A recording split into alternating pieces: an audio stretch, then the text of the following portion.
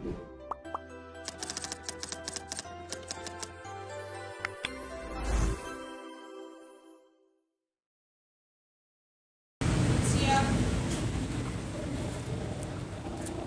Mulai.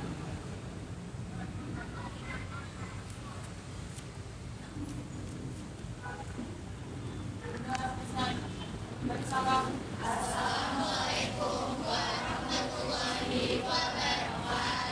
Waalaikumsalam warahmatullahi wabarakatuh. Selamat pagi semuanya. Pagi. Apa kabar nih pagi-pagi hari ini? Di absen dulu ya. Abdurrahim, Alisa, Anastasia, Angelita, Anissa,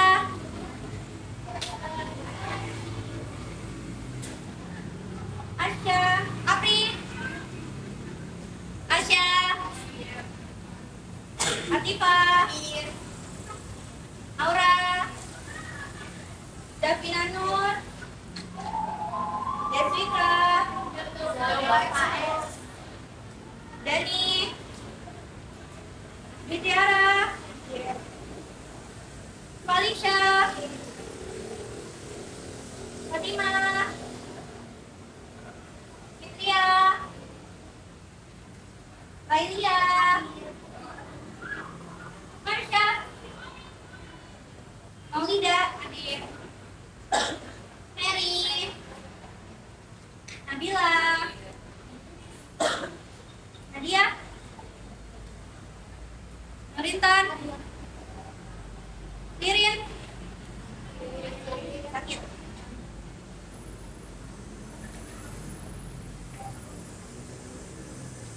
Sanggita, Suci,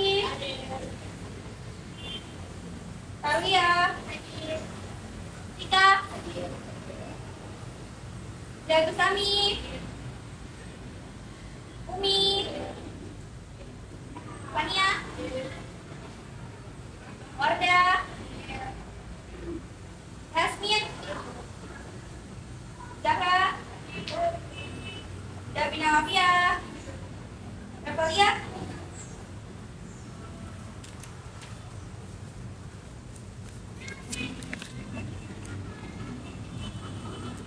pagi semuanya. Udah siap belum buat pembelajaran hari ini? Tapi sebelum itu aku mau tanya nih, saya pengen tanya ke beberapa anak. Kira-kira hari ini yang membuat kalian bersyukur tuh apa sih? Aku mulai dari Nabila deh.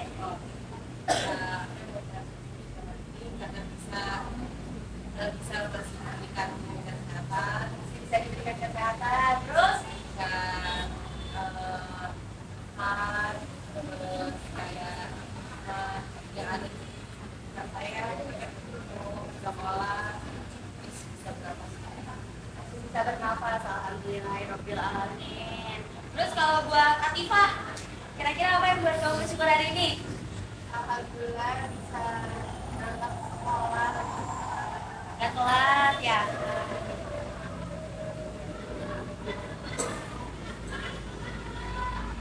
Apa? Bisa jajan sama kayak Oh, bisa jajan nih sama dari Nur. Oke, boleh. Next, satu lagi siapa ya? Titi deh, boleh. Alhamdulillah hari ini sarapan makan enak. Apa? Alhamdulillah hari ini makan bekalnya Api makan sama. Oh, subhanallah. Enak ya bekalnya ya? Enak, oke. Hari ini tandanya semua udah bersyukur ya? Tetap. Oke, luar biasa. Luar biasa. Masih ada yang ingat nggak pelajaran minggu lalu tuh apa? Pemeliharaan. Tuh. Masih ada yang ingat pemeliharaan preventif itu apa?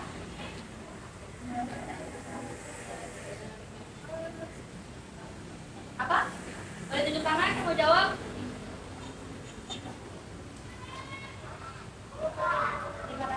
Pemeliharaan preventif. Apa?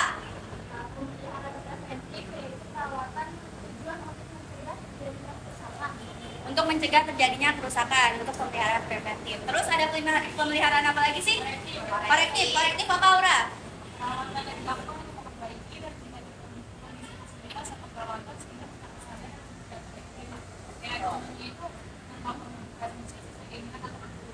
Kalau misalnya ada keinginan atau kebutuhan baru melakukan pemeliharaannya seperti itu.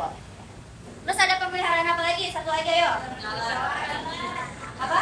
Jalan. Jalan tuh pemeliharaan apa tuh?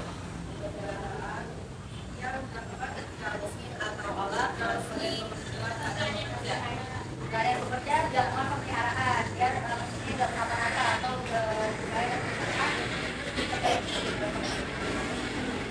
katanya masih ingat ya materi minggu lalu ya. Minggu ini saya bakalan menjelaskan tentang menerapkan keselamatan dan kesehatan atau K3 pada perkantoran. Sebelumnya ada yang tahu nggak nih menerapkan keselamatan dan kesehatan K3 pada perkantoran itu contohnya apa? Menggunakan masker, menggunakan APD, terus pakai helm proyek itu juga termasuk. Kalau misalnya kalian bekerjanya di luar ruangan atau di outdoor, ya, betul. Oke, sebelumnya nih ada video nih, kalian bisa simak dulu videonya. Dengeran nggak? Ada suaranya nggak sih?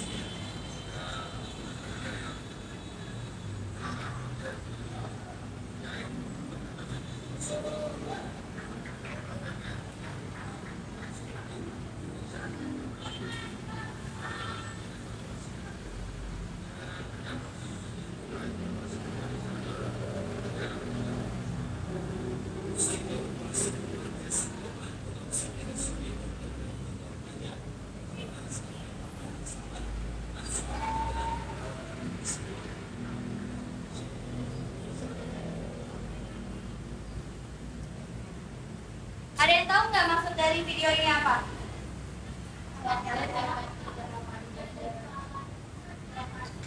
Kenapa? Boleh tunjuk tangan? Apa titik? Karena itu merupakan yang kerja yang dilakukan Kelalaian pekerja yang membuat pekerja itu mengalami kecelakaan kerja gitu, seperti itu. Tadi kan ada dua kasus nih. Yang pertama yang di Parepare, yang satu lagi di Lumajang. Yang satu itu karena kesengat listrik, yang satu lagi itu karena apa tadi? Pupuk cair, bahan kimia tuh. Nah itu kalau kalian analisis tuh kenapa sih bisa sampai terjadi seperti itu? Ada yang mau jawab? Boleh tunjuk tangan dulu ya.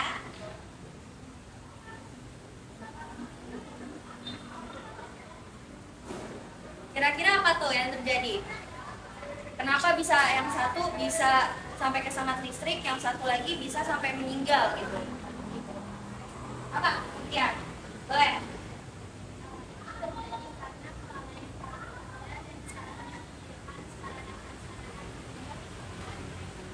Itu yang video mana tuh? Video yang kasus pertama atau kasus kedua?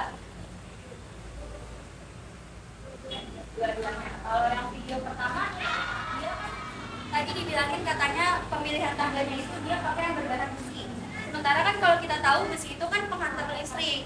Iya ya, akhirnya kesetrum gitu. Nah seharusnya kalau dari segi kita analisis nih, kira-kira tuh yang salah orangnya atau perusahaannya nih? Perusahaannya, karena apa? Ya, karena sarananya itu nggak sesuai gitu. Kalau bisa jangan menggunakan bahan besi yang menghantarkan listrik gitu seperti itu.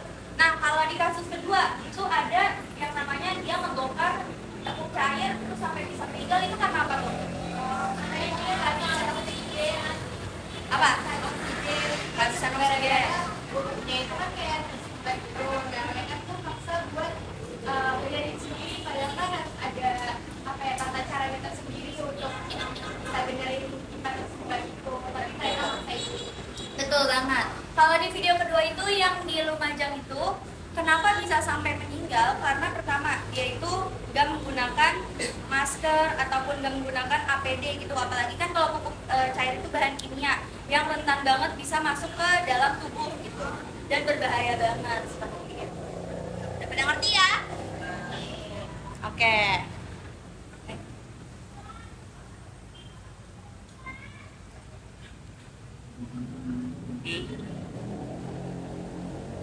Oke.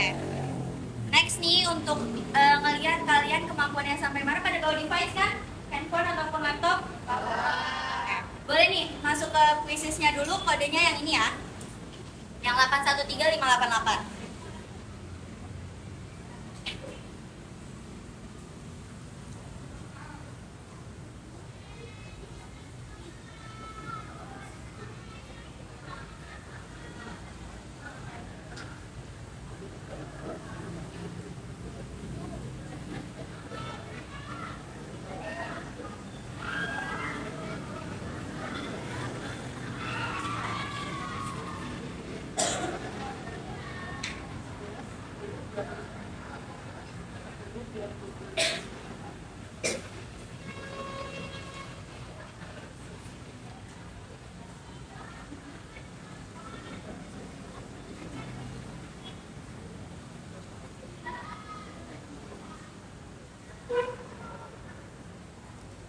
Ayo.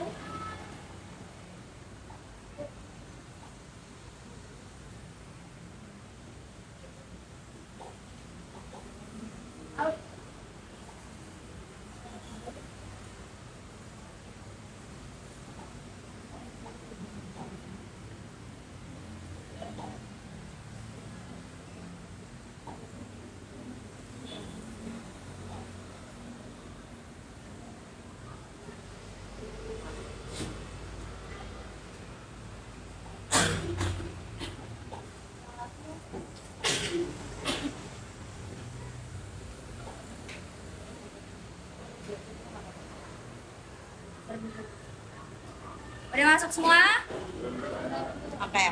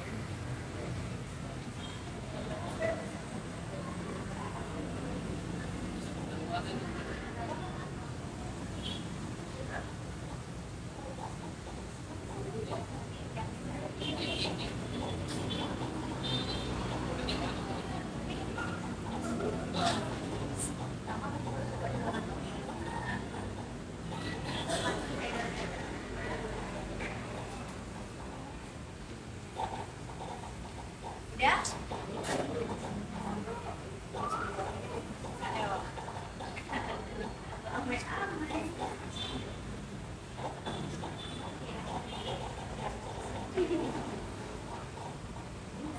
berapa orang lagi nih? 6, 7. Berapa ya? 5 ya? 5 orang lagi. Aku tunggu 1 menit ya. Aku mau start.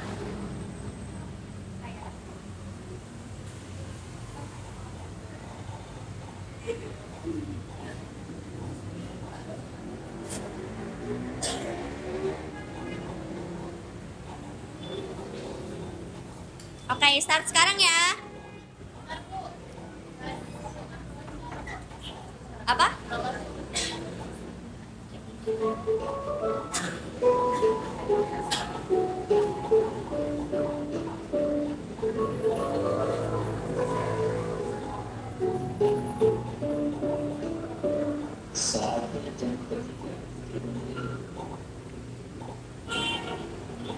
Sudah?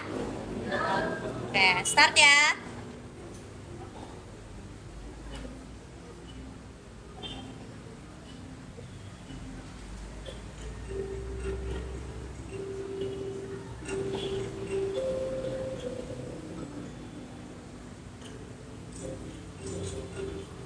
Wah, siapa nih yang nomor 1?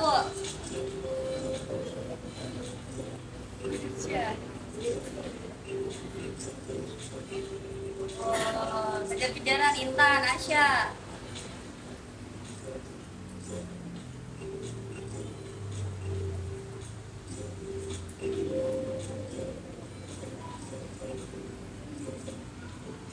Oh, Asya masih nomor 1.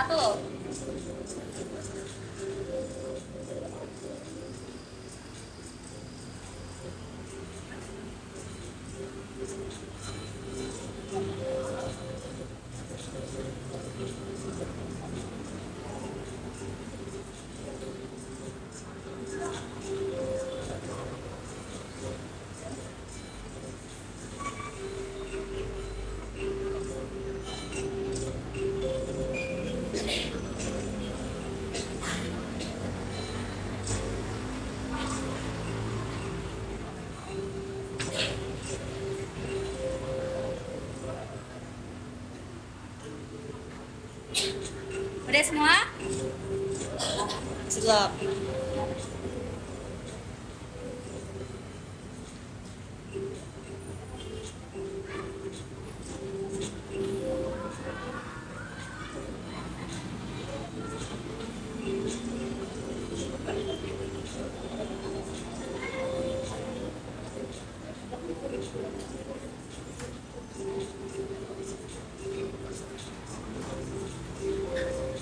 Oke. Udah semua? Udah. Kita lihat nih, udah semua belum?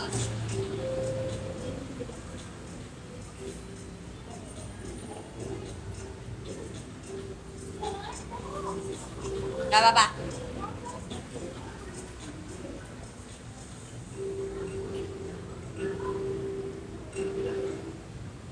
Wah, kita lihat yang pertama siapa nih? Kita lihat. Wah, Tika pertama loh. Tepuk tangan dulu dong. Tika pertama Fitria, kedua, yang ketiga Nadia. Tandanya udah pada paham ya kalau misalnya garis besar kecelakaan kerja tuh apa sih, kesehatan dan keselamatan kerja itu apa? Oke. Nah, untuk bab ini saya bakalan ngejelasin tentang yang pertama itu ada keselamatan dan kesehatan kerja. Terus yang kedua itu ada jenis-jenis alat pelindung diri. Yang ketiga ada kecelakaan kerja. Yang keempat pelaksanaan prosedur K3 di perkantoran. Dan yang kelima itu ada ergonomi di lingkungan perkantoran. Seperti itu. Oke. Ada yang mau bantu ini nggak? Baca, boleh, Aura. yang aman dan sehat untuk menghindari kecelakaan, kecelakaan serta kematian akibat kecelakaan kerja pada saat kerja di area perusahaan. Terus ada kematian kesehatan. Kesehatan kerja adalah suatu kondisi mental dan sosial seseorang yang tidak saling menyelesaikan penyakit atau gangguan kesehatan dan memiliki kemampuan untuk beradaptasi dengan pekerjaannya. Oke. Pengertian keselamatan itu apa sih? Keselamatan kerja adalah suatu upaya untuk menjamin kondisi kerja yang aman dan sehat untuk menghindari kecelakaan, kecacatan, serta kematian akibat kecelakaan kerja pada setiap pekerja di area perusahaan. Terus kalau kesehatan sendiri apa Bu? Kesehatan kerja adalah suatu kondisi fisik, mental, dan sosial seseorang yang tidak saja bebas dari penyakit atau gangguan kesehatan, tetapi juga memiliki kemampuan untuk berinteraksi dengan lingkungan dan pekerjaannya. Nah, kalau keselamatan dan kesehatan kerja artinya apa? Kalau keselamatan dan kesehatan kerja itu merupakan upaya untuk meminimalkan terjadinya risiko kecelakaan dan penyakit akibat kerja atau pada proses berlangsungnya sebuah pekerjaan. Nah, keselamatan dan kesehatan kerja juga dapat dimaknai sebagai suatu kondisi dalam pekerjaan yang diupayakan aman dan sehat bagi pekerja, perusahaan, masyarakat, serta lingkungan sekitar perusahaan. Kan ada keselamatan, ada kesehatan. Tahu nggak yang membedakan dua ini apa?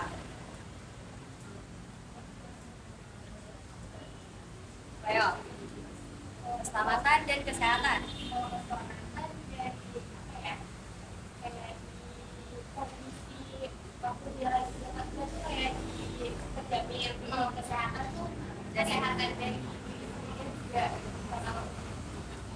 Betul banget. Kalau misalnya keselamatan kata Titi katanya saat bekerja itu terjamin. Jadi kalau gampangnya itu keselamatan kerja itu yang berasal dari luar si pekerja. Maksudnya dari lingkungan perusahaannya, misalnya dia keselamatannya terjamin, terus juga jam dia bekerjanya udah diatur sama perusahaan. Sementara kalau kesehatan itu dari diri sendirinya.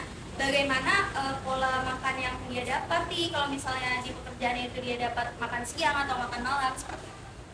Jadi yang membedakan kalau keselamatan itu dia berasal dari luar, faktor dari luar. Kalau kesehatan kerja itu berasal dari diri sendiri. Next, faktor pendukung. Faktor pendukung keselamatan kerja. Ada pengaturan jam kerja, pengaturan jam istirahat, terus ada pengaturan penggunaan peralatan kantor, pengaturan sikap tubuh dan anggota badan, penyediaan sarana untuk melindungi keselamatan pekerja, dan kedisiplinan pekerja atau SOP. Nah, kalau keselamatan kerja ini tadi seperti yang udah saya bilang, kalau keselamatan kerja itu biasanya yang membuat itu perusahaan. Kayak SOP ini kan biasanya sudah terstandarisasi dan dibuat itu oleh perusahaan, peraturan-peraturannya. Sementara kalau faktor pendukung kesehatan kerja apa Bu? Kalau kesehatan kerja itu dia lebih ke pola makan yang sehat, terus pola pengaturan jam kerja, terus pola pengaturan istirahat yang cukup, pola pengaturan tata cara sikap bekerja, pola pengaturan penerangan kerja yang memadai, dan pola perlindungan atas penggunaan peralatan. Seperti itu. Oke. Nah, tujuan keselamatan dan kesehatan kerja, ada yang mau bantu baca? Mau tidak? Tujuan keselamatan dan kesehatan kerja. Tujuan pertama, melindungi dan menjamin keselamatan setiap tenaga kerja serta orang lain di lingkungan kerja. Yang kedua, mencegah dan meminimalkan resiko kecelakaan kerja atau zero accident. Yang ketiga, menjamin setiap sumber produksi terpelihara serta dapat digunakan secara aman dan efisien. Yang keempat, meningkatkan kesejahteraan dan produktivitas nasional. Yang kedua, ada jaminan perlindungan keselamatan karyawan diatur dalam pasal 108 ayat 1 Undang-Undang Nomor 27 Tahun 1997. Yang pertama, keselamatan dan kesehatan kerja. Yang kedua, moral dan kesusilaan. Yang ketiga, perlakuan yang sesuai dengan harkat dan martabat sebagai manusia serta nilai-nilai agama. Jadi kalau tujuan dari keselamatan dan kesehatan kerja atau ketiga itu, yang pertama itu untuk melindungi dan menjamin keselamatan setiap tenaga kerja serta orang lain di lingkungan kerjanya. Yang kedua itu mencegah dan meminimalkan risiko kecelakaan kerja atau biar zero accident. Dan yang ketiga itu menjamin setiap sumber produksi terpelihara serta dapat digunakan secara aman dan efisien. Dan yang keempat itu untuk meningkatkan kesejahteraan hidup dan produktivitas nasional. Sementara kalau untuk jaminannya sendiri udah diatur nih di dalam pasal 108 ayat 1 Undang-Undang Nomor 25 Tahun 1997. Nah, jadi jaminannya itu sudah dijamin keselamatan dan kesehatan kerja. Terus pemerintah juga sudah menjamin yang namanya itu moral dan kesusilaan. Dan yang ketiga itu perlakuan yang sesuai dengan harkat dan martabat sebagai manusia secara nilai-nilai agama. Nah, jenis-jenis alat pelindung diri. Pertama itu ada alat pelindung kepala. Apa tuh? Buat melindungi apa? Buat melindungi kepala. Terus alat pelindung tubuh buat melindungi anggota badan nih semuanya. Terus alat pelindung anggota tubuh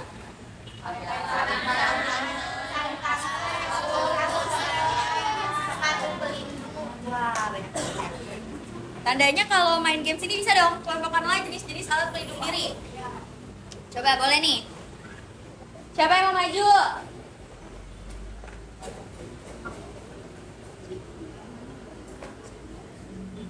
Oke. Siapa yang mau maju nih? Pertama alat pelindung kepala dulu siapa? Aura.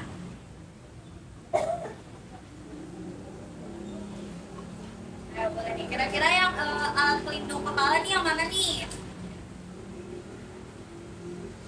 Yang kepala dulu. Yang kepala ya, yang kepala aja.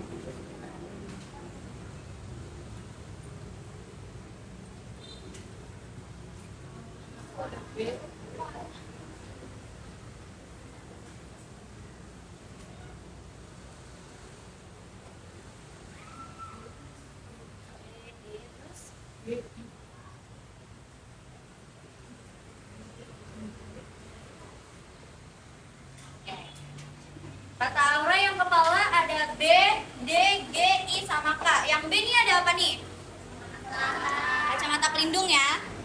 Terus atau safety goggles. Terus ada juga yang D nih. D apa nih? Safety mask kalau misalnya buat melas kan biar gak kena mata, biar gak kena wajah. Terus yang G tuh ada apa nih?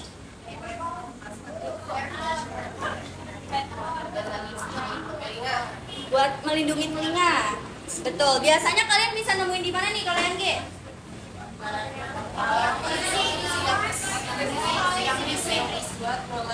Iya. Bukan dong.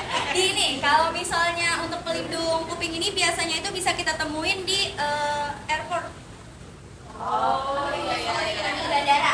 Kan biasanya yang ini, ya kan, yang parkirin pesawat itu biasanya pakai pelindung kuping karena kan dengungannya itu sangat tinggi tuh. Terus yang I apa nih? Safety mask juga, tapi kalau yang safety mask ini buat biasanya bahan-bahan kimia seperti itu. Betul. Dan yang K nih sering nih pasti nih. Kalau proyek ya biasanya kalian nyebutnya. Iya, untuk melindungi bagian kepala. Terus kalau untuk melindungi apalagi tadi ada kepala? Tubuh. Ayo, siapa yang mau? Ini Asmin deh. Kalau yang tubuh yang mana tuh, Mir?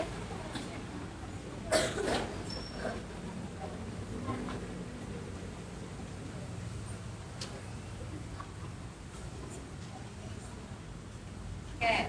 Kata Yasmin kalau buat melindungi anggota tubuh itu ada yang A, C, F sama H. Kalau yang A APD, yang C APD juga nih. Yang pas corona sering kita lihat kan kalau misalnya ada orang yang kena corona. Terus yang F rompi ya, benar. Ini rompi nih, rompi. Terus yang H rompi juga sama ini celemek atau bisa kita sebut juga celemek. Yang ini rompi kalau misalnya kalian kalau di pekerja bangunan kan biasanya suka ngeliat kan. Terus yang terakhir anggota tubuh siapa? Oh tidak, boleh dah. Anggota tubuh yang mana nih untuk melindungi anggota tubuh?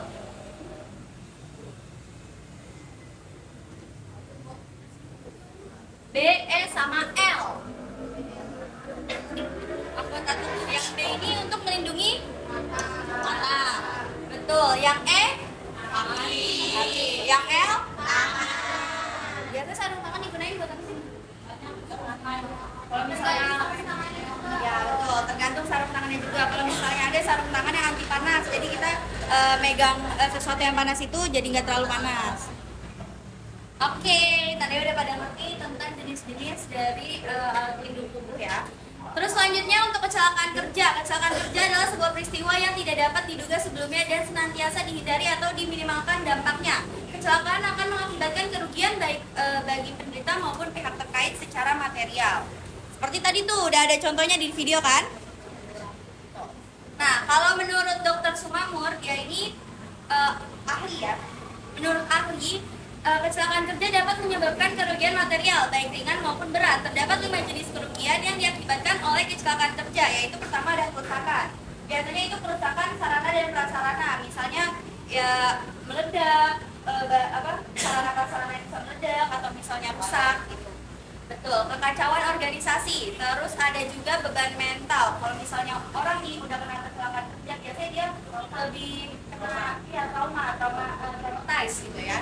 Karena kayak masih bisa kerja lagi nggak ya, selanjutnya seperti itu. Terus bisa juga kalau karena kecelakaan kerja ini bisa mengakibatkan kelainan dan kecacatan. Dan yang terakhir itu bahkan bisa mencapai kematian seperti itu. Oke. Untuk penyebab kecelakaan kerja ini terbagi menjadi 3. Pertama itu ada faktor manusia, faktor pekerjaan, dan faktor lingkungan.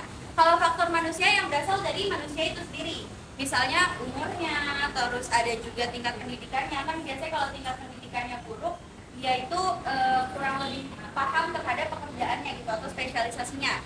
Nah, atau pekerjaannya kurang fokus nih, pengalaman kerjanya atau koordinasi otot, dan juga mungkin dia bisa kelelahan terus bisa mengakibatkan kecelakaan kerja.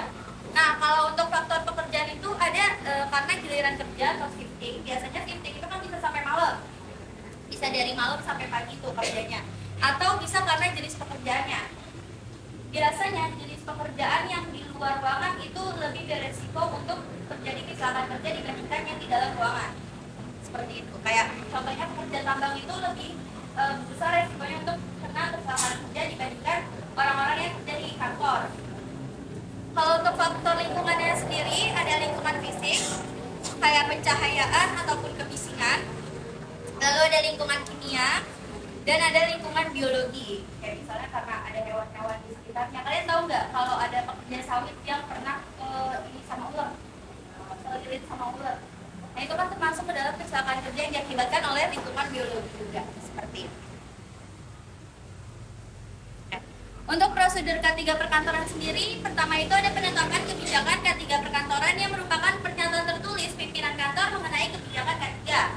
Lalu perencanaan K3 perkantoran minimal itu memuat tujuan dan sasaran, skala prioritas, upaya pengendalian bahaya, penetapan sumber daya, jangka waktu pelaksanaan, indikator pencapaian, dan sistem pertanggungjawaban. Nah, yang ketiga itu ada pelaksanaan rencana K3 perkantoran. Lalu yang keempat itu pemantauan dan evaluasi K3 perkantoran, dan yang kelima peninjauan dan peningkatan kerja K3 perkantoran. Jadi ini prosedur penerapan kesehatan dan keselamatan kerja di bagian perkantoran seperti itu. Oke, selanjutnya agronomi. Ada yang mau bantu baca? Ya, boleh. Agronomi adalah ilmu yang mempelajari tentang hal-hal hubungan antara manusia dan pekerjaan, alat-alat kerja, serta lingkungan kerja. Agronomi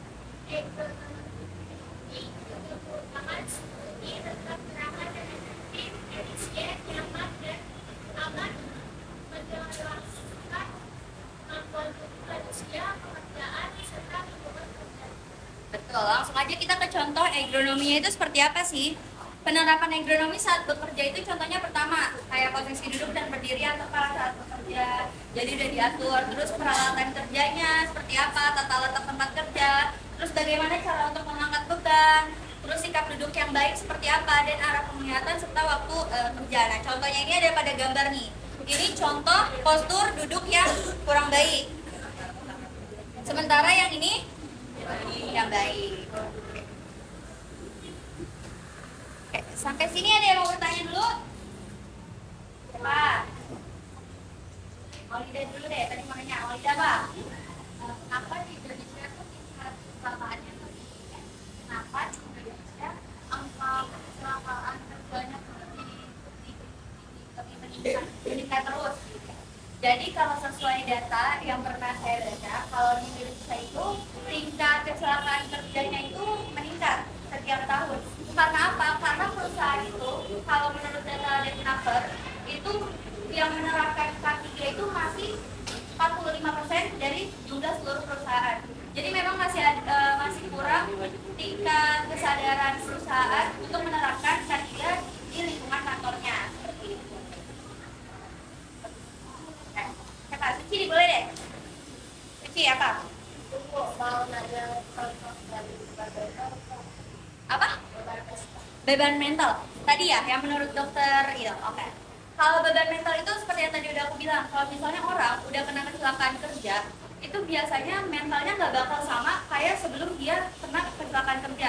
Misalnya tangannya udah nggak ada gitu, karena kecelakaan kerja gitu. Biasanya dia tuh bakalan mikir kira-kira nanti ke depannya itu dia bakalan masih bisa kerja apa enggak, bakal bisa menghasilkan uang untuk nafkah anak-anaknya atau enggak, seperti itu. Karena kan udah pasti dia bekerjanya udah nggak seoptimal sebelum dia kena kecelakaan kerja, seperti itu. Jadi kalau beban mental itu lebih ke psikologis, ke psikis gitu. Next. Iti. Kemudian sebenarnya beberapa pekerjaan ada menerapkan social factor. Nah, ada juga tuh yang menerapin shift malam. Nah, itu efektif gak sih? Bu, kan biasanya malam tuh buat istirahat. Ya. Ya. Kalau untuk shift-shiftan sebenarnya udah diatur di Undang-Undang Ketenagakerjaan. Shift-shiftan itu diperbolehkan asalkan 8 jam kerja kalau misalnya waktu kerjanya itu dari hari Senin sampai Jumat. Tapi kalau dari Senin sampai Sabtu itu jam kerja itu 7 jam plus 1 jam istirahat. Nah, boleh atau enggak Ibu shift-shiftan itu? Boleh, diperbolehkan. Asalkan dikecualikan untuk wanita. Biasanya wanita yang di bawah 18 tahun nggak boleh bekerja shift malam. Dari jam 23 sampai jam 7 itu wanita di bawah 18 tahun nggak boleh bekerja shift malam. Terus kalau misalnya dia lagi hamil atau mengalami penyakit atau punya penyakit atau kesehatan bawaan, itu juga nggak boleh shift malam. Jadi sebenarnya kalau dibilang efektif atau nggak efektif balik lagi ke orangnya. Dan juga kalau perusahaan kalau menerapkan shift-shiftan itu nggak boleh ada yang namanya jumping shift. Tahu nggak jumping shift apa? Jumping shift. Jadi misalnya nih hari Senin dia masuk shift malam dari jam 11 malam sampai jam 7 pagi. Terus hari Selasanya dia masuk jam 1 siang sampai jam 6 atau jam 7 sore gitu. Itu kan maksudnya dia belum istirahat tuh, istirahatnya belum benar kan. Jadi itu masih jet lag, masih ngantuk, masih belum fokus lah istilahnya. Ada yang mau bertanya lagi? Apa? Ya. SOP itu apa? Kenapa harus ada SOP? SOP itu standar operasional prosedur. Jadi prosedur yang mengatur gimana kita kerja, dan itu biasanya sudah terstandarisasi atau sudah dicoba secara layak gitu. Jadi SOP itu harus dilaksanakan dia untuk meminimalisir kecelakaan kerja itu yang tadi udah aku jelasin, yang udah saya jelasin. Jadi SOP itu harus diterapkan di saat pekerjaan berlangsung. Oke. Ini untuk tugas di rumahnya ya. Carilah 2 contoh kecelakaan kerja, boleh berasal dari dalam maupun luar negeri. Terus analisislah mengapa kecelakaan kerja tersebut terjadi dan kerjakannya secara individu. Oke? Oke. Kalau balik lagi deh, kecelakaan kerja tadi apa sih?